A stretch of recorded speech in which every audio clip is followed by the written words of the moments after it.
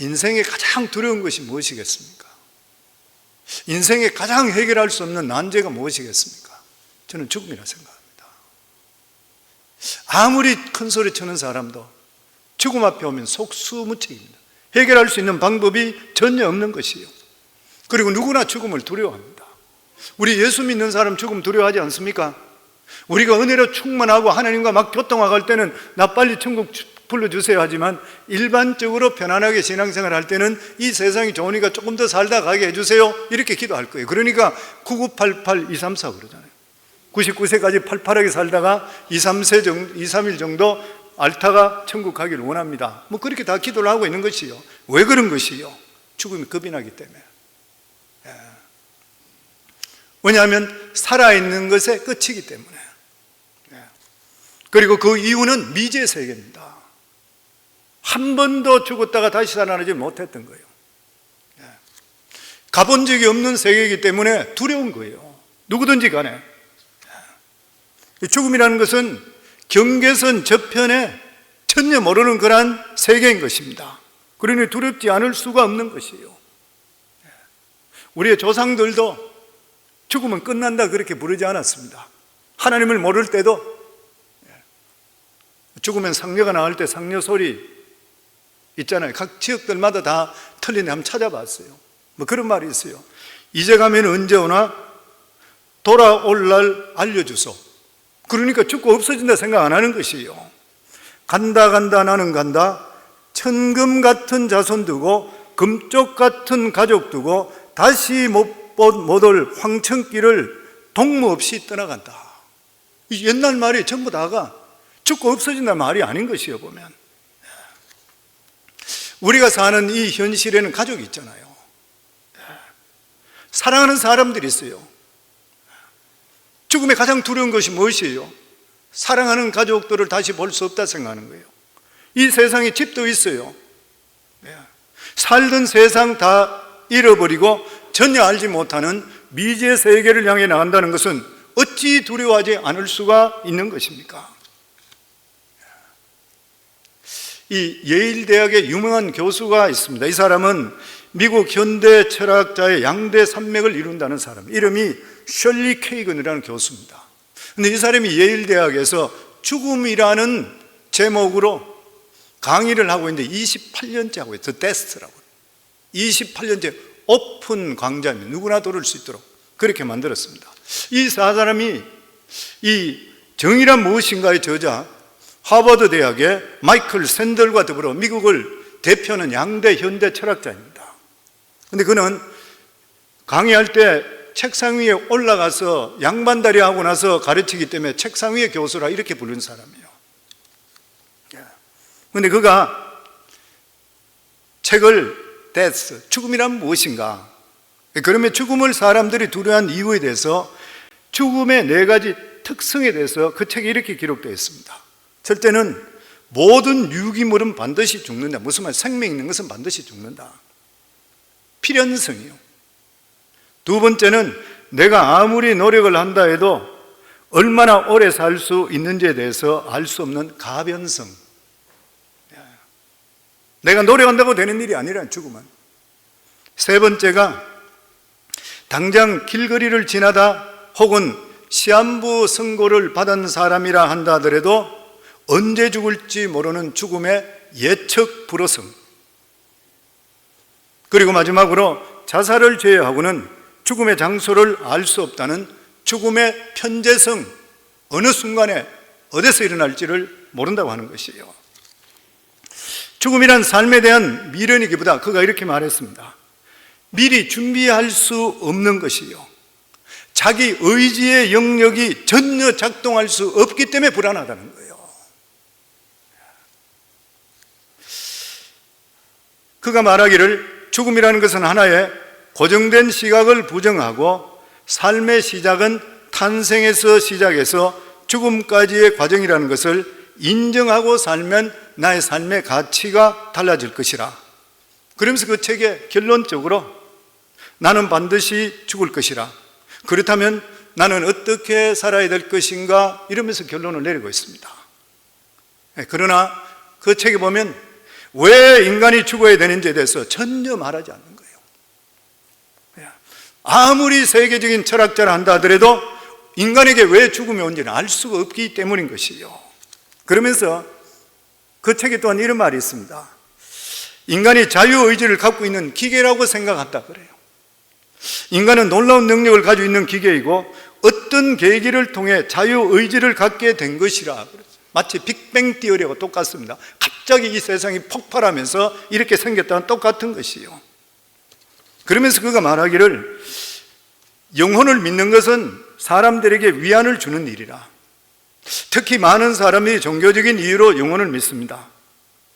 그러나 내 강의나 책의 목적이 그런 사람을 불행하게 만드는 것은 아니지만 진실은 때때로 불편한 것이라. 아이들도 자라면서 진실이라고 믿었던 것이 그렇지 않다는 것을 깨닫게 되지요. 저는 그것을 읽으면서 느끼는 것이 이 사람은 100% 무신론자구나. 그러면 김진홍 목사님 생각이 났습니다. 대구의 계명대 조교수로 있을 때 학생이 질문 받았던 그것, 철학과 조교수로 있었죠. 철학이라는 것이 무엇이에요? 인생의 의미를 연구하는 학문이잖아요.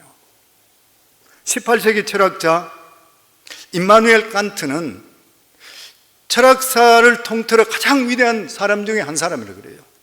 그가 철학이란 무엇인가? 나는 무엇을 하는가? 나는 무엇을 해야 하는가? 나는 무엇을 바라는가? 인간이 무엇인가를 찾는 것이 철학이라고 그랬어요. 그런데 이렇게 철학을 공부했던 김진홍 목사님, 학문적으로 알았지만 정말 진리를 몰랐던 거예요. 그러니까 조교수로 있으며 학생들에게 철학에 대해서 임마누엘 칸트가 어떠니 온갖 이야기를 다 하는데 한 학생이 손을 들고 묻는 거예요. 교수님, 진리가 무엇입니까? 그러니까 그가 대답하기를 진리란 누가 이렇게 이야기하고 누가 이렇게 쭉 이야기하니까 교수님 그거 말고 교수님께서 진리가 무엇이라고 생각합니까? 교수님 인생을 걸 수 있는 진리가 무엇입니까? 그러니까 갑자기 망치로 머리를 맞은 것들이에요. 횡설수설하다 그냥 끝을 냈는데 그때부터 그 사람 사임해버리잖아요. 그러고 나서 주유천하잖아요. 진리가 무엇인지 돌아다니기 싫으면 진리를 찾기를 원했던 것이면 결국 찾지를 못했던 것이고, 거기에서 참진리 되는 예수 그리스도를 만나기 전까지는 진리를 찾을 수가 없었던 것이에요. 요한복음 8장 32절에 보면 진리를 알지니 진리가 너희를 자유케 한다. 이 세상의 진리는 길이요 진리요 생명되는 예수 그리스도밖에 없는 것이요. 참 진리를 찾을 때만이 모든 문제에 우리 인생의 해답을 찾을 수가 있게 되는 것이요. 저는 셜리 케이건 교수도 마찬가지라 그렇게 생각됩니다. 아마 이분도 마찬가지인 것이요. 아무리 세계적인 석학이라 한다 하더라도 결과적으로 한 마리에 잃어버린 양과 틀리는 것이 무엇인 것이요. 그래서 성경 말씀에 보면은 성령으로 말미암지 않고는 예수 그리스도를 주라 시인할 수 없다는 것이 얼마나 맞는지 모르고, 우리가 성령을 통해서 예수 그리스도를 주라고 시인하는 것이 얼마나 축복인지 몰라요, 성도님들. 아멘. 수많은 세상 지식을 가지고 있다 하더라도 하나님을 모르면은 성경이 어리석은 자라고 그랬대요. 이 세상에 가장 중요한 지식이 뭐예요? 가장 근본 지식이 뭐예요? 하나님을 아는 것부터 시작되는 일인 것이에요. 아멘. 하나님을 모르는 사람들에게 죽음이 왜 왔느냐 이렇게 질문한다면 모든 사람들은 살아있는 것은 반드시 죽기 때문이라 대답할 수밖에 없을 것이에요. 죽으면 끝이라 이렇게 말할 것입니다. 그래서 죽음이 왜 왔느냐? 이것을 찾을 수 있는 유일한 길은 이 세상을 창조하신 하나님께서 우리에게 뭐라고 말씀하신 것을 들어가 보면 알 수 있게 되는 것이요. 하나님께서 우리에게 말씀하시기를 우리 인간에게 죽음이 온 것은 바로 죄로 말미암은 형벌이라 그랬습니다. 창세기 2장 16절에 17절에 보면 여호와 하나님이 그 사람에게 명하여 이르시되 동산 각종 나무의 열매를 내가 임의로 먹되 선악을 알게 하는 나무의 열매는 먹지 말라. 내가 먹는 날에는 반드시 죽으리라 하시니라. 인간을 처음 만드실 때는 죽음이 없었습니다. 하나님께서 우리에게 영원한 생명을 주셨던 것이요. 그런데 하나님께 불순종함을 통해 죽음이 왔는 것이요. 그래서 하나님께 불순종함을 통해 죄로 말미암아 죽음이 왔기 때문에 죄라는 뜻이 뭐냐면 하마르티아 헬라어로, 이 뜻이 뭐냐면 빗나간 관역이라고 그러잖아요. 이 하나님 뜻에 불순종하는 모든 것들은 다 죄라는 것이요. 그런데 우리가 이 세상에 살면서 죄 짓지 않는 사람이 누가 있어요? 로마서 3장 23절에 보면 모든 사람이 죄를 지었으며 하나님의 영광이 이르지 못하더니, 죄를 지은 자는 출애굽기 4장 7절에 보면 형벌을 받을 자는 결단코 면제하지 않고, 로마서 6장 23절에 보면 죄의 삭은, 죄에 대한 대가는 사망이라. 그래서 죽음이 온 거예요. 우리들에게 죽음이 온 것입니다. 죄 지은 자는 반드시 형벌을 받아야 되고 그 대가는 사망인 것이요. 여기서 말씀하는 죄의 삭은 사망이라는 것은 우리 인생의 육체의 죽음만 말하는 것이 아닌 것이죠. 영혼의 영원한 죽음을 말하고 있는 것입니다. 성경의 죽음이라는 것은 우리의 몸과 육체와 영혼이 분리되는 것이, 이것이 실제적인 죽음인 것이죠. 그런데 죽음에는 세 가족반에 우리 성도님께 말씀드렸듯이 세 가지 죽음이 있다고 그랬죠. 우리 인간은 죄 가운데 태어났기 때문에 하나님과 분리됨을 통해 하나님을 모르면서 태어나서 우리 영이 죽은 상태로 태어난 것이 영적 죽음이라고 그랬습니다. 우리 인생을 태어날 때 모두 영적으로 죽는 것이요. 그리고 두 번째는 우리 인간의 나이가 들고 병이 들어서 죽는 것, 육체적인 죽음이요. 그리고 세 번째로는 마지막에 죽는 것이 영원한 죽음입니다. 하나님을 모르는 자, 죄가 해결되지 못한 자는 영원히 불못에 떨어지는 것, 이것이 영원한 죽음인 것이요. 그런데 하나님께서 우리를 사랑하셔서 하나님의 아들 독생성자 예수 그리스도를 이 세상에 보내주셔서 죽음이 왔는 것이 죄로 말미암아 왔기 때문에 죄만 해결된다면 영원히 살 수 있게 되는 거예요. 그러니까 죄값을 치러주시기 위해서 예수님을 보내시고 십자가에 못 박혀 죽으심을 통해 우리의 모든 죄값을 치러주셨어요. 그래서 예수님께 십자가에 못 박혀 죽으시면서 마지막에 큰 소리를 외친 말씀이 다 이루었다고 그랬어요. 이 다 이루었다는 예수님 말씀이 너무나도 중요한 의미를 가지고 있습니다. 내가 다 이루었다. 영어 성경에는 It is finished. 다 끝냈다. 헬라어는 테텔레스타이.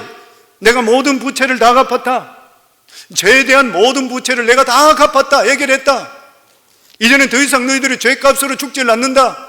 왜냐하면 내가 십자가에 못 박혀 죽으면서 너희들의 모든 죄값을 내가 다 치러 주었기 때문인 것이요. 우리 죄에 대한 모든 부채를, 죽음에 대한 모든 부채를 예수님께서 다 짊어지시고 죽으시고 그것을 해결됐다는 것을 보여주신 것이 3일 만에 다시 살아나신 것이요. 아멘. 예수님께서 십자가에서 내가 다 이루었다 했을 때에 성전에 있는 휘장이 위로부터 아래까지 찢어졌습니다. 우리가 잘 알고 있어요. 지성소에는 대제사장이 1년에 한 번씩 짐승의 피를 가지고 들어가서 하나님께 제사를 드렸어요. 인간은 감히 하나님의 거룩한 장소에 들어가지 못해요. 제사장도 자기가 정결하지 못하면 그 자리에 직사였던 것이요. 근데 하나님께서 예수 그리스도 십자가에 못 박혀 죽으심을 통해 다 이루었다는 동시에 휘장이 찢어지며 하나님께서 우리에게 오시고 우리가 하나님께 갈 수 있는 길을 열어주시는 것이요. 바로 예수 그리스도께서 화목제물로 오셔서 이 어린 양을 대신해서 우리를 위해 십자가에 못 박혀 죽으신 것이요. 하나님은 죄가 없으시고 의로우신 하나님의 아들 독생성자를 이 세상에 보내주시어서 우리 모든 죄인을 위해서 그 죄를 위해 대신 십자가에 못 박혀 죽으신 것이요. 이것을 통해 하나님께서 우리에게 죄값을 해결하심을 통해 원래는 영원히 살도록 되어 있었는데 죄값 때문에 죄로 말미암아 사망이 왔는데 그 사망 권세를 예수님께 깨뜨리시고 해결해 주셨는 것이요. 그래서 우리는 예수 그리스도의 믿음을 통해 영원한 삶을 살게 되어 있는 것이요. 그래서 오늘날 죄인이 지옥 가는 것은 죄 때문에 가는 것이 아니라는 것이요. 예수 믿지 않기 때문에 지옥 가는 것입니다. 죄는 이미 예수 그리스도 안에서 청산되었기 때문에 죄 때문에 지옥 가지를 않는 것이요. 믿지 않기 때문에 오늘날 지옥 가는 것이요. 그래서 요한복음 14장 6절에 보면 우리 같이 읽도록 하겠습니다. 예수께서 이르시되 내가 곧 길이요 진리요 생명이니 나로 말미암지 않고는 아버지께로 올 자가 없느니라. 사도행전 4장 12절 말씀 읽습니다. 다른 이로서는 구원을 받을 수 없나니 천하 사람 중에 구원을 받을 만한 다른 이름을 우리에게 주신 일이 없음이라 하였더라. 요한복음 11장 25절 26절 같이 읽습니다. 예수께서 이르시되 나는 부활이요 생명이니 나를 믿는 자는 죽어도 살겠고 무려 살아서 나를 믿는 자는 영원히 죽지 아니하리니 이것을 내가 믿느냐? 믿으시는가요? 그럼 구원받은 거예요. 아멘. 그러면 우리가 죽으면 어떻게 되는 것인가? 오늘 본문의 말씀입니다. 사두개인이 예수님께 도전을 합니다. 선생님, 모세가 말하기를 형제 중에 형이 장가가서 후사를 보지 못하고 죽게 되면은 동생이 형수를 취해서 대를 잇게 됩니다. 그런데 우리 가운데 7 형제가 있는데 형이 죽고 나서 둘째가 형수를 취하고 형수를 취했는데 또 둘째가 또 죽어버렸습니다. 그래서 계속적으로 죽어버려서 나머지 7번째가 형수에게 장가 들었는데 역시 후사를 보지 못하고 죽었습니다. 그러면 주님께서 부활하신다 그랬는데 부활의 날에 이 사람 7명이 한 여자와 살았기 때문에 누구의 아내가 됩니까? 그때 예수님께서 이 사두개인들을 보고 빙그레 웃으며 이렇게 말씀했습니다. 너희들이 하나님의 말씀도 하나님의 권세도 알지 못하는도다. 부활의 날에는 사람이 시집가고 장가가지 아니하고 하늘의 천사와 같이 되느니라. 결론적으로 말씀하는 거죠. 그리고 죽은 자에 대해서 마가복음 12장 26절 27절에 주님이 이렇게 말씀합니다. 죽은 자가 살아난다는 것을 말할진대 너희가 모세의 책 중 가시나무 뜰기에 관한 것을 하나님께서 모세에게 이르시되 나는 아브라함의 하나님이요 이삭의 하나님이요 야곱의 하나님이라 하신 말씀을 읽어보지 못하였느냐? 하나님은 죽은 자의 하나님이 아니요 산 자의 하나님이시라 너희가 크게 오해하였도다 하시니라. 이렇게 말씀했습니다. 모세의 장인 이드로의 양을 치면서 80세의 호렙산 기슭에 있다가 가시나무 뜰기가 보는데 불이 붙어 있어요. 신기하다 생각해서 구경하러 가까이 갔을 때 하나님의 음성이 들립니다. 모세야 모세야 내가 선 땅은 거룩한 땅이니 신발을 벗으라. 깜짝 놀라 신발을 벗고 고개를 숙였는데 거기에 하나님의 음성이 들립니다. 이 음성을 예수님이 지금 인용하신 말씀입니다. 그런데 이것은 한국어 번역보다 영어로 번역된 것을 보면 훨씬 시상이 뚜렷합니다. 나는 아브라함의 하나님, 이삭의 하나님, 여기에 영어 성경 I am the God of Abraham, the God of Isaac, the God of Jacob. 나는 너의 조상 아브라함의 I am 지금 하나님이라요. 너희 조상 이삭의 지금 현재 하나님이라는 거예요. 너희 조상 야곱의 지금 하나님이라요. 여기에서 하나님이 사용한 시상은 I am입니다. 아브라함, 이삭, 야곱은 죽은 지 오래됐어요. 그런데 하나님께서 I was라고 표현 안 했어요. I am이라, I am. 하나님께서 미래의 하나님, I shall be 이렇게 말씀하지 않았어요. 미래에 내가 이런 하나님이라 안 그랬어요. 하나님은 I am이라. 아브라함의 하나님, 이삭의 하나님, 야곱의 하나님은 지금의 하나님, 지금도 살아계신 하나님, 아브라함 하나님은 항상 현재 하나님입니다. 그렇기 때문에 하나님은 지금도 이제 살아서 와 계시는 우리의 하나님이요 2000년 전에 4000년에 역사하시는 하나님이라면 오늘도 이 자리에 살아계시고 역사하시는 하나님이시요. 그래서 I am이 I am 항상 하나님 항상 하나님이십니다. 그래서 예수님께 이 말씀을 해석하기를 마태복음 22장 32절에 보면 나는 아브라함의 하나님이요 이삭의 하나님이요 야곱의 하나님이라 하신 것을 읽어보지 못하였느냐? 하나님은 죽은 자의 하나님이 아니요 살아있는 자의 하나님이시라. 아멘.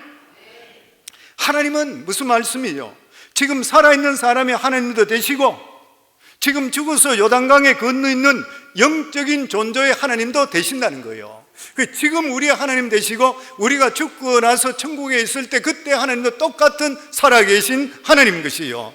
그 하나님 앞에는 죽는 것이 없다. 영원히 살아있다는 것이요. 우리가 육신의 몸을 벗고 영적인 세계에 들어간다 하더라도 하나님 그 자리에 살아계신 하나님인 것이요. 그러니까 아브라함도 살아있고 이삭도 살아있고 야곱도 살아있는 거예요. 우리가 죽는다 하더라도 우리는 육신의 몸을 벗을지 모르지만 우리의 영혼은 살아서 살아계신 하나님과 함께 한다는 것이요. 그 말씀 지금 하고 있는 것입니다.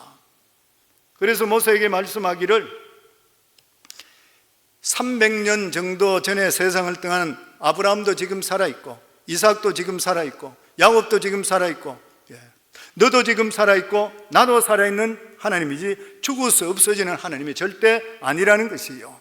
그러면서 여기서 예수님은 사두개인들에게 분명히 말씀합니다. 사두개인들은 부활과 영생이 없다는 거란 사람들인데, 주님은 분명하게 부활이 있으되 부활한 사람은 그때 시집가고 장가가지 아니하고 하늘에 있는 천사와 같아지고, 그리고 영생의 그러한 문제에 대해서는 사람은 죽지 않고 영원히 구한다. 천국의 영혼이 구하든지 지옥의 영혼이 구하든지 우리 영혼은 절대로 분멸되는 것이라 그 말씀하고 있는 것이에요. 변화산상에 대해서도 주님께 똑같은 말씀을 합니다. 마태복음 17장 1절에 3절에 보면 제자들을 데리고 변화산에 올라갔을 때에 베드로와 야고보와 세 사람 데려갔다 그곳에 갑자기 변화되어 얼굴이 태양같이 빛나고 옷이 하얀 해같이 바래게 됐지요. 홀연히 그때에 모세와 엘리야가 나타나서 예수님과 함께 대화하는 것이 나타납니다. 모세는 이때에 예수님보다 1400년 전에 요단강 건너 느보산에서 죽었던 사람이에요. 거기서 장사 지냈던 사람이에요. 그런데 사라진 것이 아니고 1400년 후에 변화산상에 예수님과 만나는 것이에요. 엘리야는 예수님 당시보다 900년 전에 그는 불술에 타고 천국으로 갔던 거란 사람인 것이에요.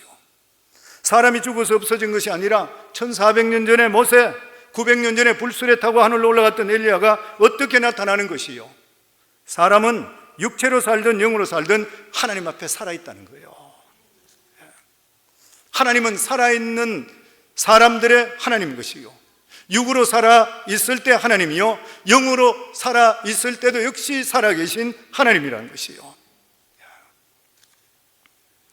바울 선생은 죽음에 대한 논리를 더욱더 뚜렷이 말씀하고 있습니다. 바울은 그 생애 속에 셋째 하늘에 올라간 체험이 있습니다. 고린도후서 12장 1절에서 보면은 무익하나마 내가 부득불 자랑하노니 주의 환상과 계시를 말하리라. 내가 그리스도 안에 있는 한 사람을 아노니 그는 14년 전에 셋째 하늘에 끌려간 자라. 그가 몸 안에 있었는지 몸 밖에 있었는지 나는 모르거니와 하나님은 아시느니라. 내가 이런 사람을 아노니 그가 몸 안에 있었는지 몸 밖에 있었는지 나는 모르거니와 하나님은 아시느니라. 그가 낙원으로 이끌려가서 말로 표현할 수 없는 말을 들었으니 사람이 가히 이르지 못할 말이라. 이 고린도후서를 적기 전에 14년 전에 사도 바울은 셋째 하늘에 올라가서 천국에 올라갔던 것이요. 그런데 셋째 하늘에 올라갈 때 자기 체험을 말하기를 자기 몸이 벗어나서 영혼만 갔는지 아니면 자기 몸 통째로 갔는지 자기가 거기에 대해서 구별할 수가 없었다는 것이에요. 몸으로 있는 사람이나 몸에 빠져 영혼으로 있는 사람이나 구별할 수 없다. 도무지 구별할 수 없다는 것이에요. 성도, 우리가 죽게 될 때는 내가 몸을 가지고 있는지 몸에서 내가 빠져나간지 구별을 못한다는 거예요. 인도의 성자 선다 시인은 입신해서 하늘에 올라가서 많은 천국으로 올라온 성도들을 만났는데 그 사람들은 당분간 자기가 죽었다는 것을 모르더랍니다. 분명히 세상에 있는 사람들은 그 사람이 죽었다 하는데 자기는 한숨 자고 깨어나니까 여기라는 거예요. 모른다는 것이에요. 자기가 깊이 잠들었다 생각하고 나서 깨어나니까 지금 여기 있다는 거예요. 그러니까 우리가 죽더라도 삶이 계속적으로 연속성이 이루어진다는 거예요. 사도 바울도 그랬지 않습니까? 자기가 천국 3천층에 올라갔는데 몸이 통째로 올라갔는지 몸에서 영혼이 빠져나가는지 알 수가 없대요. 두 번이나 연속적으로 말하고 있습니다. 그렇기 때문에 육체의 삶이나 영혼의 삶이 단절이 없는 것이요, 우리가 이 세상 살다 죽으면 꿈꾸다가 일어났듯이 일어나면 천국인 것이에요. 이것을 계속적으로 우리가 연속성이 있다는 것을 강조하고 있는 것이에요. 그래서 이런 체험을 했기 때문에 사도 바울은 확신을 했습니다. 고린도후서 5장 1절에 보면 만일 땅에 있는 우리의 장막집이 무너지면 하나님께 지으신 집 곧 손으로 지은 것이 아니요 하늘에 있는 영원한 집이 우리에게 있는 줄 아느니라. 우리의 육신의 장막이 있으나 이 집이 무너지고 그것을 떠나 삶이 절대로 단절되지를 않고 계속된다는 것이에요. 영원한 아버지 집으로 가서 영광스러운 체험밖에 남은 것이 없다, 이렇게 말합니다. 그래서 고린도서 5장 8절에 9절에 이렇게 말합니다. 우리가 담대하여 원하는 바는 차라리 몸을 떠나 주와 함께 거하는 것이라. 그런즉 우리는 거하든지 떠나든지 주를 기쁘시게 하는 자가 되기를 힘쓰노라. 죽는다는 것이 겁나니까 사람들은 담대하지 못하지만 하나님 말씀을 알고 담대한 사람은 몸을 떠나 곧 주님과 같이 있을 것이니까 우리 삶 속에 담대함이 있는 것이요, 죽으면 즉시 주님과 함께하게 되어 있는 것입니다. 그래서 죽으면 우리 삶이 끝나는 것이 아니라는 것이요. 그래서 여기 보면 우리가 담대히 원하는 바라 차라리 보십시오, 사는 것보다 오히려 몸을 떠나 주님과 함께 있는 것이 좋다. 천국을 보고 나니까 천국 가는 것이 더 좋다. 얼마나 담대한 일인지 모르는 것이요. 세상 사람들은 소똥밭에 구불러도 세상 사는 것이 좋다고 말하는데, 사도 바울은 차라리 이 땅에서 애꿎게 붙어 사는 것보다 몸을 떠나가서 주님과 함께 있는 것이 더 좋다 고백했는 것이요.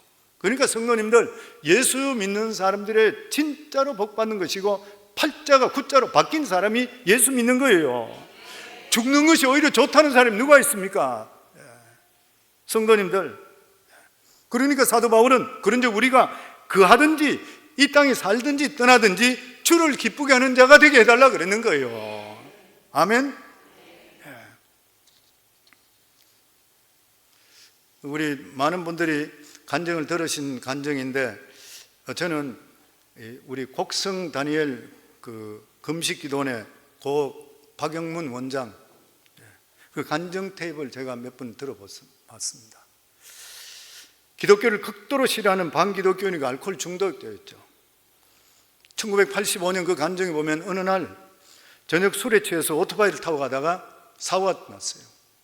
그래서 구치소에 갇히게 되고, 그리고 갇혔다가 풀려나가게 될 때에 아내가 지쳐서 이제는 그만 살자 이혼을 요구했습니다.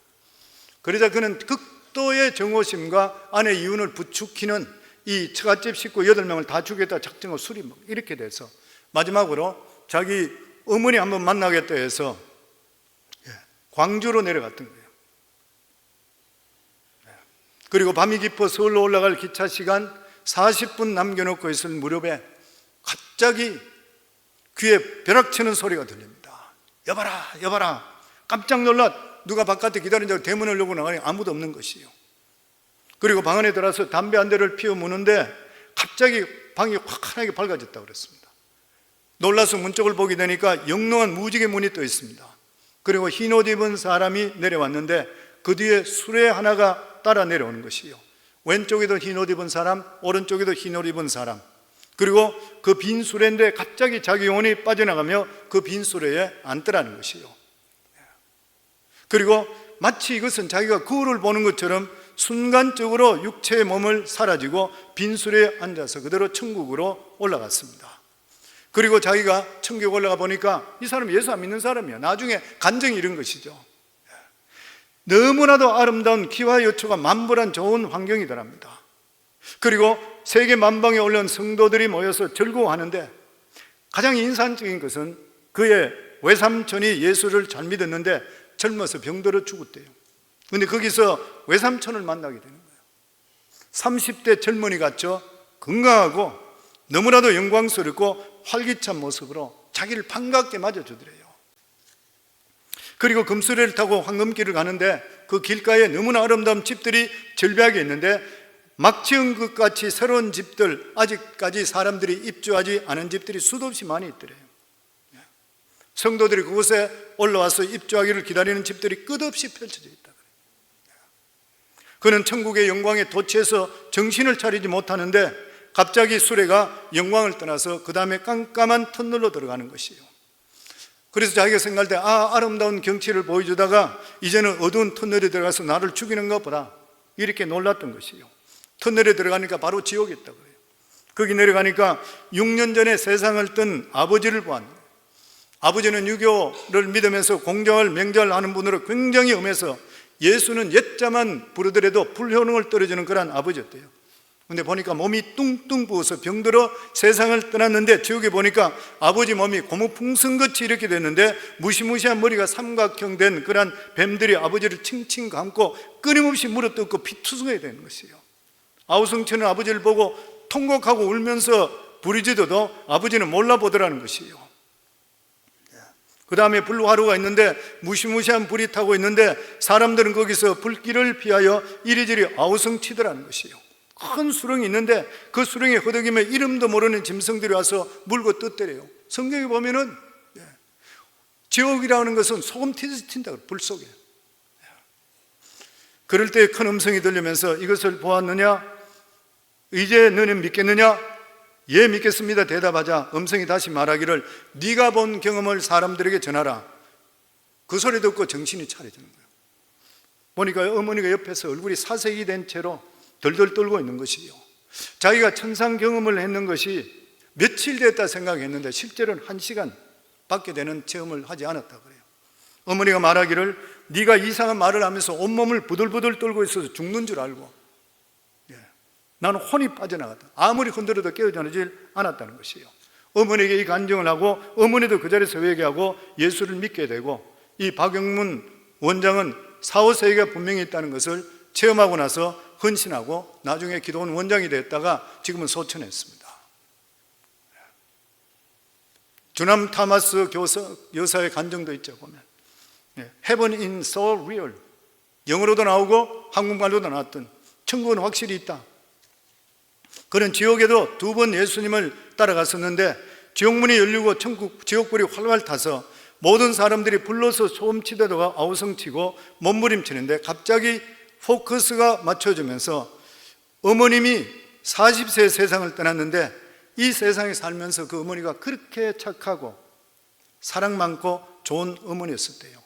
근데 그곳에 어머니도 아버지도 계모도 19살에 죽은 친구도 10년 전에 죽은 친구도 20살에 죽은 조카도 다 지옥의 그를 향해 손을 향하면서 주남아 사람 좀 살려줘. 어머니가 눈물을 흘리면서 주남아 나를 살려줘. 너무나 고통스러워, 너무나 괴로워서 견딜 수가 없으니 나를 살려줘. 이것을 보고 나서 그가 눈물을 흘리는 거예요.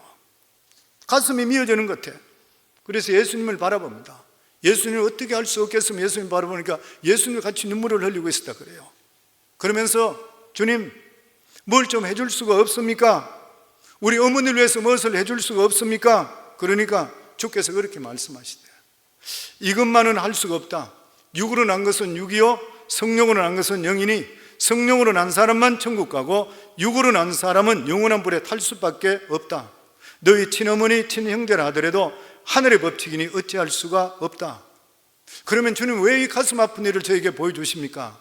그러니까 내가 이것을 보여주는 것은 내가 책에 기록해서 온 천하에 공파라고 보여주는 것이라.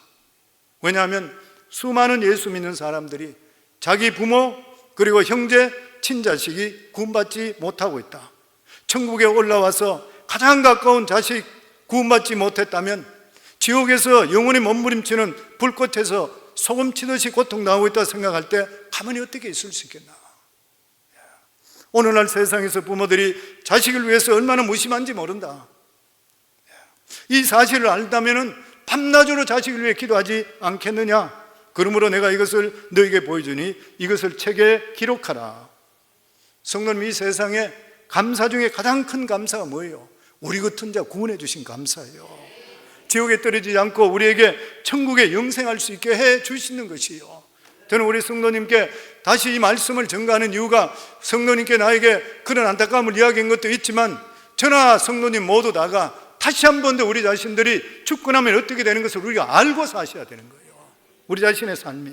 그러면 살아가는 삶이 바뀌어요. 그냥 내 삶에 뭐 좀 잘 되게 해주세요. 이게 문제가 그거는 문제를 떠나서 영원히 있다는 것을 알고 살아갈 수 있어야 되는 것이에요. 과학적으로도 증명이 됐다 그래요. 미국의 저명한 내과 의사 모리스 롤링스 박사는 죽었다가 살아난 환자들 병상에 인터뷰한 죽음 문 너머의 책이 발간됐는데 거기도 똑같은 내용, 여기 성경이 나와 있는 것과 똑같은 그런 내용인 것입니다. 사람들은 그렇게 이야기하죠. 정말로 육체가 죽어도 영혼이 있을 것인가? 이것은 어떤 육신적인 감각으로 영혼을 보려 해서는 안 되는 것이요, 하나님 말씀을 통해 진리를 깨달을 수가 있어야 되는 것이요, 우리를 만드신 하나님께서 우리에게 영혼이 있다면 있는 것이요, 보면 만드신 하나님께서 없다면 없는 것입니다. 저 같은 자도 죽으면 그만이라 생각했던 자가 하나님의 살아계심을 체험하게 되니까, 하나님의 음성을 들려주시니까 참 하나님 신기하신 하나님이시요. 하나님 음성도 들려주시고 환상도 보여주시고 제가 오늘 아침에도 저희 아내가 일찍 일어나서 아침 식사를 하면서 참 많이 이야기했어요. 하나님이 하셨던 일들. 근데 그 중에 또 얼마 전에 생각나니까, 저는 사람들을 누구든지 좋게 생각했는데, 하나님께서 보여주시면서 이 사람이 너에게는 근심거리가 된다고. 그래서 저 사람이 왜 근심거리가 될까? 세월이 지나니까 근심거리 보이죠. 우리가 아무리 눈에 보이 좋다 하더라도 우리 눈은 절대로 못 믿어요. 항상 그래. 전에 그 이야기 드렸죠. 예전에 우리 교회에 선교사가 와 있어서 우리 교회 DTS 예수전도단 그 선교 훈련 시키는 것, 저는 우리 교회 선교하는 교회이기 때문에 나는 선교 훈련 하기를 진짜 원해서 부탁했잖아요. 그분에게 우리 교회 선교 훈련 해달라고 그러고 얼마나 좋아요. 근데 그렇게 부탁하고 나서 바로 하나님께 저에게 말씀해 주시는 것이 뭐냐면, 이 선교 훈련이 너희 교회에 절대 도움이 되지 않는다고. 저는 깜짝 놀랐다. 그래서 제가 하지 못하게 했다가 6개월 지나서 그분이 다시 나한테 부탁하길래 내가 마음이 인정이 그때 부탁했는 게 너무 미안해서 그래서 6개월 후에 하라 했는데, 결과적으로 6개월에 우리 교회 선교 훈련 시작하면서부터 목자들이 그것에 참석하기 시작하면서 새벽 1시, 2시까지 훈련 받다가 3개월 이상 동안 목장들이 초토화되어 버렸습니다. 교회 전체 모임을 가질 수 없어요. 두 군데 다 할 수 없는 거예요. 그래서 스탑시켜버리고. 그러니까 우리는 아무리 모든 것이 내 눈에 좋다 하더라도 하나님께서는 다 알고 계시고 우리에게 지시할 때에 우리는 틀렸고 하나님 맞다 따를 때에 우리 인생이 복 있는 인생이 되게 되어 있는 것이에요. 아멘. 하나님의 말씀은 이 세상이 끝난다 하더라도 절대로 거짓되질 않는 것이에요. 전도서 12장 7절에 보면 흙은 여전히 땅으로 돌아가고 영은 그것을 주신 하나님께로 돌아가기 전에 기억하라. 우리는 육체가 흙이기 때문에 흙으로 돌아가는 거예요. 그런데 영은 하나님이 주셨기 때문에 하나님으로 돌아간다는 거예요. 고린도서 5장 1절에 바울은 이렇게 말합니다. 만일 땅에 있는 우리의 장막집이 무너지면 하나님께서 지으신 집 곧 손으로 지은 것이 아니요 하늘에 있는 영원한 집이 우리에게 있는 줄 아느니라. 하늘에 영원한 집이 있대요. 예수님께서 그렇게 말씀했습니다. 요한복음 14장 1절에 3절에 보면 우리 이건 같이 읽도록 하요. 같이 읽겠습니다. 너희는 마음에 근심하지 말라. 하나님 믿으니 또 나를 믿으라. 내 아버지 집에 거할 것이 많도다. 그렇지 않으면 너희에게 일렀으리라. 내가 너희를 위하여 거처를 예비하러 가노니 가서 너희를 위하여 거처를 예비하면 내가 다시 와서 너희를 내게로 영접하여 나 있는 곳에 너희에게 있게 하리라. 영혼이 없는데 집이 무슨 필요 있어요? 영혼이 없다면 집이 왜 필요하겠습니까? 영혼이 있으니까 그래요. 육체의 집을 떠나게 되면 영혼이 있기 때문에 하나님이 손으로 짓지 않는 영원한 집을 하늘에 마련해 놓고 거기에 들어가게 된다고 성경 우리에게 분명히 말씀해 주시고 있는 것이요. 그렇기 때문에 육체는 죽어도 영혼이 있다는 것은 확실한 것이에요. 그렇기 때문에 사도 바울은 이렇게 소원합니다. 빌립보서 1장 21절에서 23절 같이 읽습니다. 이는 내게 사는 것이 그리스도니 죽는 것도 유익함이라. 그러나 만일 육신으로 사는 이것이 내일의 열매일진데 무엇을 택해야 하는지 나는 알지 못하노라. 내가 그 둘 사이에 끼었으니 차라리 세상을 떠나 그리스도와 함께 있는 것이 훨씬 더 좋은 일이라 그렇게 하고 싶으나 너희들 때문에 나는 천국 지금 안 가고 기다리고 있다는 거예요. 너희들에게 살아계신 하나님을 증거하기 위해서, 아니면 너희가 예수 모르면 지옥 가기 때문에 너희 때문에 그렇지 않으면 나는 천국 가는 것이 이러한 감옥에 있고 고통받고 이렇게 했지만 난 천국 가기 좋다는 거예요. 그래서 사도 바울은 디모데후서 마지막에 자기 죽기 전에 지은 책이잖아요. 이것을 디모데에 주실 때 영의 아들 디모데에게 말할 때 관제와 같이 벌써 내가 부음이 되고 나의 떠날 기억이 가까웠다. 이제는 곧 나는 죽는다. 그러면서 7절에 8절 내가 선한 싸움을 싸우고 나의 달려갈 길을 마치고 믿음을 지켰으니. 성도는 믿음 지키는 게 얼마나 귀한 일인지 몰라요. 우리 믿음을 지켜야 돼. 끝까지. 나를 위하여 의의 면류관이 예비되었으므로 주 곧 의로운 재판장이 그날에 내게 주실 것이라. 사도 바울은 죽음에 대한 기대가 가득 찼습니다. 육신의 몸을 떠나 하나님과 같이 가게 되면 하나님 앞에 되게 될 때 거기서 나를 위해 몸 찢겨 피 흘리시고 죽으신 예수 그리스도와 영원히 함께 하는 거예요. 저희 아내는 저보고 천국 가면 자기 고생식 있다고 자기 동네 오지 마라 그러더니 그 동네 안 가요. 주님과 같이 있어요. 성도님들,